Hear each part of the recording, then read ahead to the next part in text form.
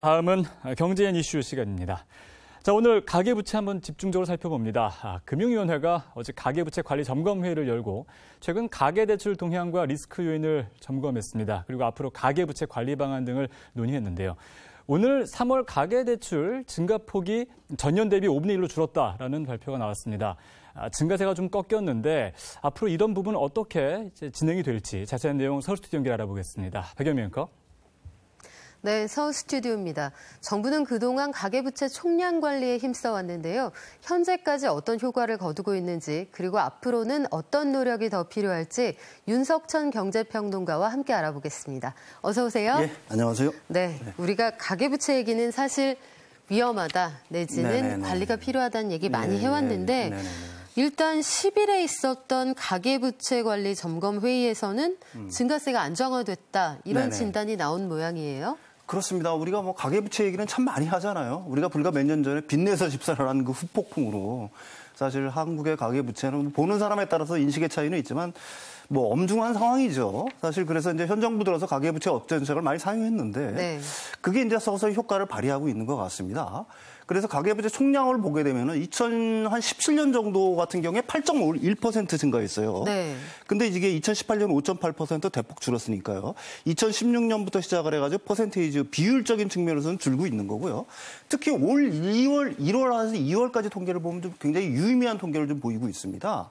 지난해 1, 2월 같은 기간이죠. 지난해 1, 2월 같은 경우에는 한 8.3조가 늘었는데 올해 1, 2월에는 9천억 정도밖에는 증가를 하지 않았으니까 상당폭이 많이 감소가 됐으니까 사실은 가계부채가 서서히 안정화 국면으로 가고 있다라고 얘기할 수가 있겠죠. 이 대출 규제가 상당한 효과를 보고 있는 것으로 예상이 되는데 증가율이 낮아졌지만 그래도 걱정되는 부분들은 있다. 국제금융협회가 여러 가지로 좀 분석을 해서 내놨더라고요. 일단 우리가 국내 총생산 대비 부채 비율이 그렇게 높습니까? 지금 이게 국제금융협회가 사실은 세계 그 민간 금융기관의 연합이고요. 그 목적 자체는 그 어떤 부채의 컨트롤에 있는 거예요. 거기서 이제 34개 국가를 갖다가 이제 사실은 했는데 그 중에서 대한민국이 97.9%로 GDP 대비죠. 1등입니다. 사실은. 미국 같은 경우 가계는 한 75% 뭐 등등 여기 이제 지표에 나오지만요. 거기다 이제 더 한 가지 사실은 무서운 게 가계부채 비율 상승폭이라는 게 문제가 되거든요. 이게 2017년 대비 2018년 많이 줄었다고는 하지만 상승폭이 3.1%예요. 근데 미국 같은 경우는 오히려 가계부채가 줄어들고 있고 다른 나라에 비해서 아직도 상승폭이라는 왜 어떻게 보기에는 굉장히 높은 측면이라고 얘기할 수가 있는 거죠. 그렇군요. 글쎄요. 중국보다도 우리가 높다는 게 조금 놀랍기는 한데 사실 중국의 경우에는 뭐 그 민간이 떠안아야 될 빚이 공기업으로 넘어가는 경우도 꽤 있으니까 글쎄 여하튼 그 통계는 좀 유심히 봐야겠습니다. 그렇습니다. 그래서 이게 어찌됐든 우리가 이게 소위 말하는 금융기관의 건전성을 해치는 시스템 리스크까지 갈 가능성은 낮지만 그렇지만 그래도 향후에 문제가 될 수 있는 부분을 좀 짚어보자 해서 세 가지로 위험 요인을 정리를 해서 요거부터 정리를 해나가자 이렇게 입장을 정했다면서요? 네, 그렇습니다. 만약에 고금리 상황이 계속 금리가 인상되는 추세였다라고 한다면 이게 좀 어떻게 보면 시스템 리스크로 비화될 수 있는 여지도 전혀 없다고 얘기할 수는 없겠죠. 특히 한국 같은 경우에는 가계대출이 전부 다 그 부동산 담보대출이잖아요. 그래서 일종의 그 어떤 담보의 안정성 측면에서는 다른 나라보다 비교적 건강하다라고 얘기할 수 있기 때문에 이게 시스템 리스크, 다시 말해서 이제 금융권으로 번지는 어떤 위기 증상은 많이 약하다는 측면이 있는데 그래도 뭐 사전에 조심을 해야 되겠죠. 근데 이제 우리가 이제 유심히 봐야 될 게 한 3가지 정도 됩니다. 말씀하시다시피 가계부채 증가율이 명목 GDP 상승률을 아직도 웃돌고 있거든요. 그건 좀 문제가 있다는 얘기죠. 성장률이 높다고 하게 되면은 그 가계부채가 그 밑에 조금씩 따라와도 이걸 커버할 수 있는 역량이 되는데 벌어서 갚으면 되니까. 벌어서 갚으면 되니까. 근데 그 부분이 아직은 안 된다는 거고요. 두 번째는 아직도 우리나라는 금리 상승에 취약한 변동대출의 어떤 그 비율 자체가 너무 높아요. 그러니까 이 부분을 갖다가 고정금리로 좀 변화시키는 노력들이 필요할 수 있을 것 같고요. 그다음에 또 한 가지 아주 유심히 봐야 될 거는 개인 사업자 대출이 증가를 하고 있는데 그게 참 애매한 것 같아요. 그중에도 임대사업자 대출이 굉장히 늘어나고 있어요. 특히 이제 1금융권의 어떤 은행권의 어떤 그 대출을 갖다가 좀 죄니까 이게 이제 이익금융권으로 번지고 있는 거거든요. 사실 그 부분은 그래서 굉장히 좀 유심히 봐야 된다. 좀 주의를 기울여야 된다 이렇게 볼 수가 있겠죠. 그게 사업자 대출임과 동시에 가계부채이기도 하니까 그렇죠. 그게 정밀하게 나누기가 어렵더라고요. 맞습니다. 그래서 보니까 그 말씀하신 걸 다시 한번 표로 정리를 좀 해보자면 명목 GDP보다 높은 가계부채 증가율을 좀 낮추고 그렇죠. 금리가 뭐 다행인지 불행인지 미국 경기가 생각보다 빨리 좋아지지 않아서 미국의 금리 인상 속도를 낮추다 보니까 그렇죠. 우리도 뭐 빨라질 것 같지는 않은데 여하튼 추후에 금리가 올라갈 때 취약한 차주, 그러니까 빚 갚기 어려운 분들이 그렇죠. 상환 부담이 늘어날 수 있다는 점 여기에 주목을 하겠다. 이걸 좀 선제적으로 대응을 하겠다는 거죠. 그렇죠. 마지막으로는 지금 말씀하신 것처럼 가계부채이면서 사업자 대출인 이 개인 사업자 대출 증가세를 좀 완화하도록 노력하겠다. 그렇죠. 그런 내용으로 정리가 되네요. 정부가 그래서 올해는 가계대출 증가율의 관리 목표를 5%대로 설정을 했더라고요. 이것도 다 이런 고민의 바탕을 두고 나온 맞습니다. 결론이겠죠? 이게 지금 이제 그 어떻게 보게 되면 계속 그 분기별로 보게 되면 가계신용 증가율이 거의 10%를 전부 다 웃돌고 있는 거예요. 근데 이제 현 정부 들어가지고 이게 한 자리 숫자로 지금 내려가고 있는 거거든요. 그래서 2018년 4분기에는 5.8%로 묶었는데 이걸 연간 한 5% 수준으로 묶게 되면은 우리가 비록 명목 GDP 성장률은 그거에 못 따라간다고 하더라도 어느 정도 컨트롤이 가능한 범위 내에 있다고 이제 판단을 하고 있는 거죠. 그래서 이제 5%의 어떤 관리 목표를 갖다가 내세우고 있는 겁니다. 그렇군요. 그래서 전체적으로 이 대출 관리를 강화하는 와중에서도 특히 정부가 들여다보고 있는 게 부동산 임대업에 대한 대출이에요. 그렇죠. 분기별 가계신용 증가율 이 표에서도 사실 유추해 볼 수 있는 게 지난 정부 시절에 그 소위 말하는 빚내서 집사라고 하는 듯한 분위기가 있었다. 그때 가계대출 증가율을 보면 기가 막히게 맞아떨어집니다. 2016년에 1, 2, 3, 4분기에 가계대출 증가율을 보면 다 두 자릿수고 뭐 4분기에는 12% 가까이 올라가잖아요. 그러니까 저런 분위기하고 부동산이 맞아떨어지는 것인데 그래서 정부가 이 부분에 대한 쏠림을 좀 줄이고 또 고정금리나 분할상환 대출 비중도 늘리고 금리 변동에 따른 완충 장치도 마련한다. 이런 계획을 내놨더라고요. 맞습니다. 지금 이제 제일 중요한 거는 사실은 우리가 변동금리 비율이 너무 높잖아요. 이게 만약에 금리가 오르기 시작하면은 취약한 계층이라든지 연체 차주 같은 경우는 굉장히 위험한 상황에 처할 수 있기 때문에 이걸 가능하면 고정금리를 좀 전환시키는 노력이 필요하고요. 기존에는 거치식 상환이었잖아요. 근데 사람들이 거치식이면 일단 그 거치 기간 중에는 이자만 내면 되니까 큰 돈을 빌려도 그렇게 크게 부담을 안 갖는 경향들이 있어요. 그렇죠. 근데 이걸 분할상환으로 하게 되면 매달 내야 되는 상환액이 많다 보니까 원리금을 동시에 갚아나가는 거죠. 뭐 이 또 대출을 일으키는데 조금 부담을 가질 수가 있는 거고요. 또 한 가지는 사실은 거치식으로 하게 되면 일시 상환이 돌아오기 때문에 이게 여러 사람이 한두 사람이 아니라 수십만 명이 이렇게 몰리게 되면은 그중에 이제 못 갚는 사람들도 많을 거 아니에요. 그렇게 되면 이게 사실은 그 금융권의 리스크로 비화될 수 있는 염려가 있거든요. 그래서 이제 그 지금 여기 보시다시피 주택담보대출의 구조개선 목표율에서 고정금리 비율을 갖다가 이 정도로 높이겠다는 거고요. 특히 분할상환. 애초부터 처음 갚아나갈 때부터 원금과 이자를 같이 상환하는 방식의 대출 비중을 이렇게 높여나가겠다고 하는 겁니다. 이게 이제 그 표고요.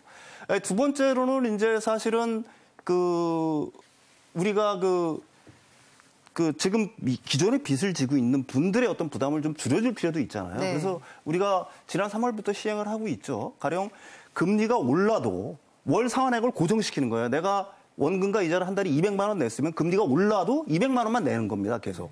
물론 나중에 이제 원금에서 그 오른 이자만큼은 이제 다시 어떤 상계 처리를 해야 되겠죠. 시간을 좀 주는 거죠. 그렇죠. 시간을 좀 주는 거고. 두 번째로는 이제 금리 상한형이라고 그래가지고 금리를 5년 동안에 2%포인트 밖에는 못 올리는 거예요. 1년에 1%포인트밖에는 못 올리는 거고. 시장 금리가 암만 올라간다고 해도 이분에게 당장 큰 충격은 가지 않도록. 이제 그런 상품도 내놨고요. 또 하나는 올 7월부터는 코픽스 금리라고 하죠. 잔액 기준 코픽스 금리라고 하는데 이거 일반인들이 잘 이해를 못 하죠. 근데 코픽스, 은행이 돈을 빌려줄 때는 은행도 조달할 때 비용이 들어가지 않습니까? 이 조달 비용을 갖다가 코픽스라고 얘기를 하는데 그동안 코픽스에서는 우리가 요구불 예금이라고 하죠. 보통 예금. 우리가 보통 예금 집어넣잖아요.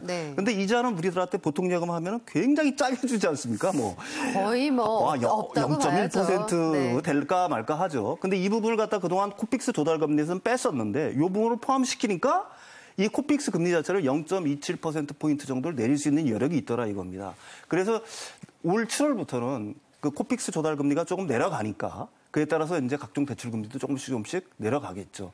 이런 여러 가지 대책들이 지금 강구되고 있는 줄 알고 네, 있습니다. 그래서 가급적이면 대출을 꼭 필요하지 않은 경우에는 안 받아야겠지만 네, 맞습니다. 만약에 연내에 대출을 받아야 한다. 너무나 대출이 필요한 상황이다 하면 그게 좀 조정된 다음에 그렇죠. 대출을 받으시는 게 소비자 입장에서는 유리할 것 훨씬 같아요. 유리하죠. 예. 앞서 저희가 잠깐 언급을 하고 넘어왔습니다만 그 지난해에 가계대출 규제를 하면서 사실은 일종의 풍선 효과로 개인 사업자 대출이 늘어나는 그런 경향성이 좀 있었어요. 그래서 정부가 이 부동산 임대사업 대출 이거는 특히 총량 관리 목표를 세우고 바짝 조이겠다 이런 계획을 가지고 있죠. 일단 개인 사업자 대출이라는 거는 경계가 참 애매모호합니다. 그러니까요. 그게 제일 중요한 이슈가 뭐냐면은 사실은 그걸 그 사업할 때 가령 뭐 식당을 하는 자영업자라고 하면 식당 운영에도 쓰겠지만 그걸 생활비로도 쓰거든요. 그러니까요. 근데 이게 우리나라 규모 자체가 한 400조 원 정도가 됩니다. 근데 이제 이 중에서 문제가 되고 있는 게 바로 임대사업자 대출이거든요. 그게 2015년에는 개인 사업자 대출에 차지한 비용이 한 33%였는데 이게 2018년에 한 40% 정도가 됐어요. 많이 늘었네요. 그리고 증가율 자체도 한 18%가 늘었으니까 굉장히 늘은 거죠. 네. 그러니까 이 부분을 갖다가 강하게 규제를 하겠다는 거고 특히 문제가 되고 있는 거는 지금 1금융권에서 대출 규제를 실시하니까 이런 사업자 대출들이 전부 다 2금융권으로 쏠리고 있는 겁니다. 그래서 이게 아직도 진정이 되고 있지 않은데 오늘 뉴스를 보니까 개인 사업자 대출이 뭐 지난 3월인가요? 굉장히 많이 늘었다는 뉴스를 제가 얼핏 보고 왔어요. 그러니까 이 부분을 갖다가 총량으로 규제를 하겠다는 건데 무슨 얘기냐면은 지금도 뭐 관리를 하고 있습니다만 그 금융기관 내가 1년 내에 자기가 계획을 세워서 요만큼만 내가 대출해 주겠다는 것 갖다 관리를 하겠다는 얘기거든요. 네. 그러니까 이 부분은 반드시 필요하다고 봅니다. 그렇죠. 그리고 1금융권에서 2금융권으로 가게 된다는 건 바로 이자가 올라간다는 얘기니까 그렇죠. 상환 부담은 더 커진다는 거잖아요. 400조 원이면 상당한 규모인데 글쎄 총량 관리 목표대로 진행이 되는지 좀 지켜보고요. 이 부동산 임대업 대출에 총량제를 적용하는 것 여기에 대해서 항상 이 경제 정책이라는 게 양날의 칼이잖아요. 그렇죠. 두 가지를 보면 앞서 말씀드린 것처럼 부동산하고 가계부채는 동전의 양면 같은 건데 총량을 너무 조여버리면 지금 부동산 시장 특히 지방에서는 냉탕이라고들 하는데 요거 시장에 너무 충격이 큰 것 아니냐 이런 반론도 있기는 있습니다. 이게 이제 우리가 그 이번 정책의 주안점은 그 개인 사업자 대출 중에서도 임대 사업자 대출에 대한 어떤 제한을 제가 얘기를 하고 있는 거예요. 사실 그동안에는 임대사업자 대출에 대한 비판이 굉장히 많았었습니다. 그게 오히려 임대사업자 대출을 받아가지고 부동산 투기에 나서는 사람들도 의외로 좀 있었고요. 그게 대출 비중이 높아요. 일반 아파트 담보대출보다. 그렇습니다. 그리고 또 그분들은 생계형 자영업자는 아니지 않습니까? 그렇죠. 그래서 이 생계형 자영업자들, 진짜 어려운 자영업자들을 위한 대출은 일종의 이제 어떻게 보게 되면은 좀 길을 열어놓고 있다고 봐야 되겠죠. 그래서 여기서 봤듯이 영세 자영업자들 분들한테 대해서는 초저금리 어떤 대출을 지원을 한다거나 아니면 보증 한도를 갖다가 지금 굉장히 늘린 줄 알고 있어요. 제가 한 6천 원 정도로 늘린 줄 알고 있거든요. 그래서 여기 보게 되면 뭐 영세 자영업자들 같은 경우에는 보증료율도 그 인하시켜주고 보증 비율 자체도 굉장히 높여주고요. 등등의 이런 식으로 어떤 영세 자영업자들에 대한 어떤 재정을 한쪽으로 터주고 주안점은 뭐냐면 개인 사업자 대출 중에서 임대사업자 임대사업자에 대한 대출을 흐르면 총량은 좀 관리를 하겠다. 이게 바로 이제 정부의 목표인 거죠. 정부가 좀 정밀하게 자영업자 대책을 맞춤형으로 만들어 보려는 노력을 하고 있는 것 같은데. 그렇습니다. 그 영세 자영업자로 보는 이 지원 대상이 연매출 5억 원 이하죠. 근데 저 가운데에 있는 그러니까 저희가 보여드리는 표의 가운데에 있는 2번 이 이름을 좀 쉽게 지었으면 더 좋았을 텐데 데스밸리라는 게 이 그 라스베가스 근처에 죽음의 사막 거기 얘기하는 건데 그만큼 업황이 어려운 자영업자들의 경우 그러니까 지원 대상으로 보면 전년보다 매출액이 줄어든 사람들의 경우에는 뭐 보증한도 1억 원까지 해서 도와준다. 재창업 제도 전의 경우에도 지원을 한다 이런 내용인데요. 지난해부터 이제 은행들에 적용된 DSR이라는 게 있잖아요. 이것도 대출 규제를 강화하기 위한 수단 중에 하나였는데 그렇죠. 요게 이제 이금융권으로 확대 적용이 되잖아요. 예, 그렇습니다. 뭐 작년부터 시범 운영을 했고 10월부터는 본격적으로 실시가 됐죠. DSI라는 걸 굉장히 어렵게 생각하는데 네. 소득 대비 내가 은행에다 갚아야 되는 원리금을 갖다가 그 비율을 얘기를 하는 거예요. 다른 말로 하게 되면은 DSR을 실시하는 이유는 뭐냐면은 상환 능력 내에서 빌리란 얘기거든요. 사실 당연한 얘기잖아요. 그렇죠. 이게 네. DSR 비율이 70%를 넘어가면 위험 대출로 분류가 됩니다. 사실 5천만 원 연소득이 되는 사람이 연간 은행에 3,500만 원을 주게 되면은 사실은 1,500만 원 가지고 생활을 해야 된다는 건데 굉장히 어려운 얘기죠. 특히 이게 90%가 넘어가면 고위험 대출이에요. 네. 5천만 원을 버는 사람은 4,500만 원을 5부 40이니까 4,500만 원 은행에 갖다 줘 500만 원 가지고 써야 된다는 얘기거든요. 그런데 이게 작년 10월부터 해가지고 효과가 급격하게 나타나고 있습니다. 2018년 6월 같은 경우에는 은행권의 신규 가계대출 평균 DSR입니다. 이 평균 DSR이 72%를 넘었어요. 네. 위험 대출이 그만큼 많았다는 얘기죠.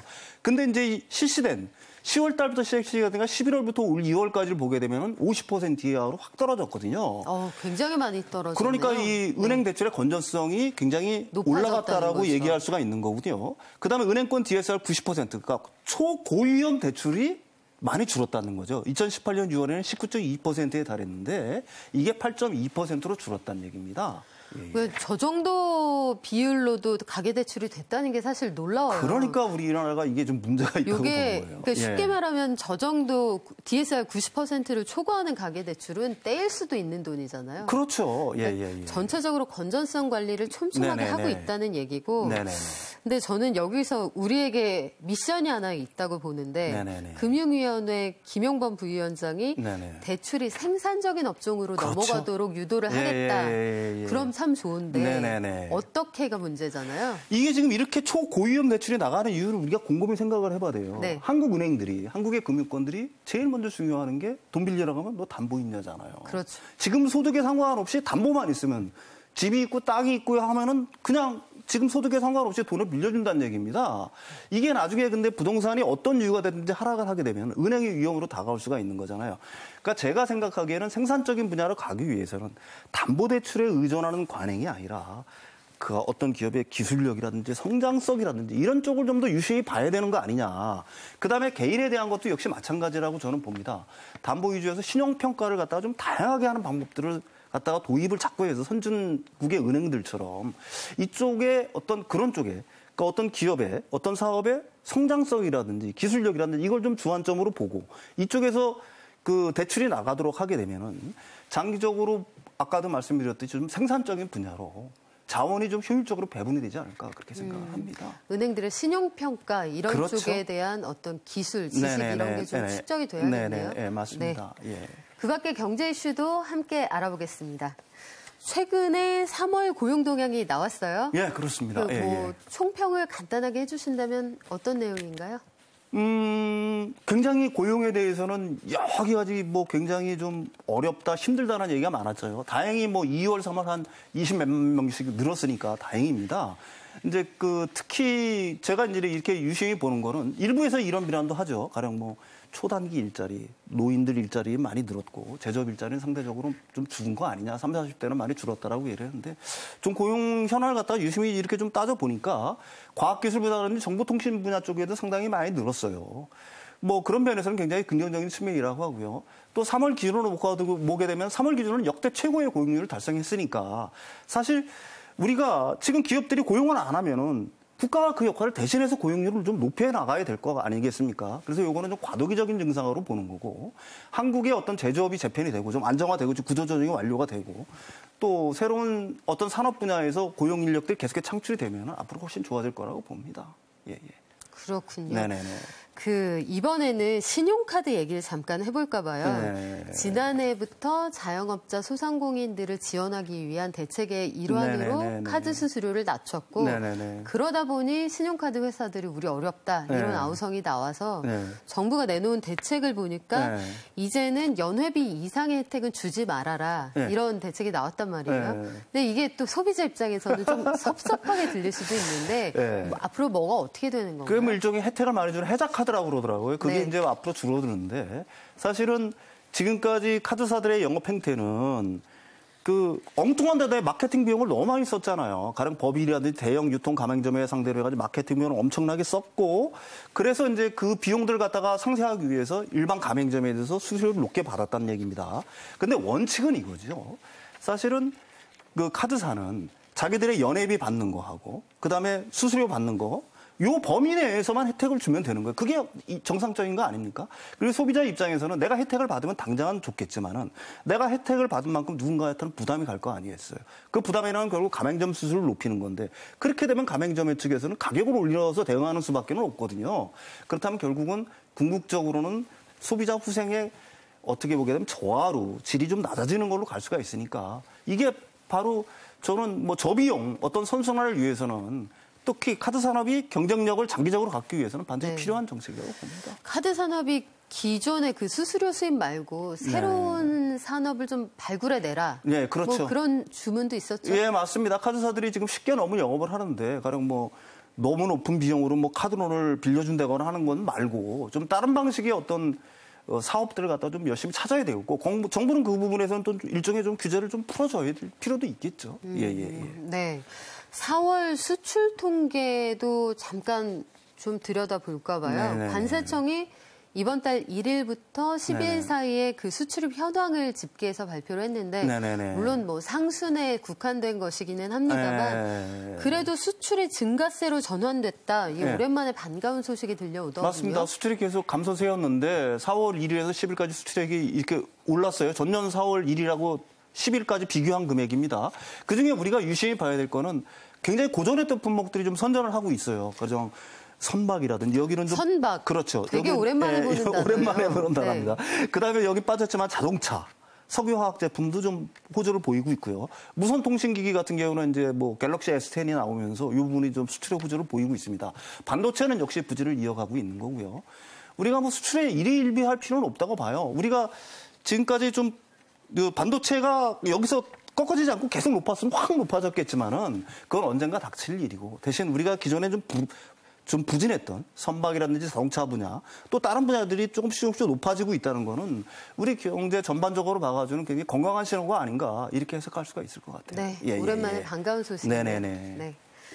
저희가 계속 수출이 줄어든다는 말씀만 드리다가 오랜만에 반가운 소식을 전해드렸는데요. 하반기에는 우리가 상반기에 걱정했던 수출 얘기가 다 기우였다. 이런 소식 전해드릴 수 있기를 기대해 봅니다. 지금까지 윤석천 경제평론가와 함께했습니다. 고맙습니다. 감사합니다.